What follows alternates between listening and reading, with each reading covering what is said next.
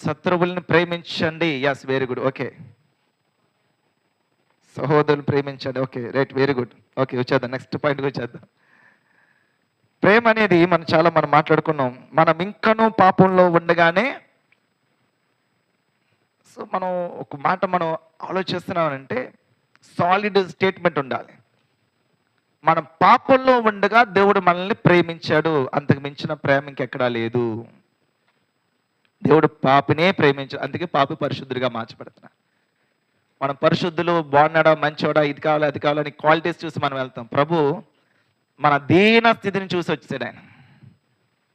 ఎంత చెడిపోయాడా అయితే ఇతనే కావాలి, అంత నలుగుపోయారా వీళ్ళే కావాలి, అంత విరిగిపోయారా, విరిగి నలిగిన ఎస్ వాళ్ళే కావాలి, అంత తృణీకరించబడ్డారా ఎస్ వాళ్ళే కావాలి.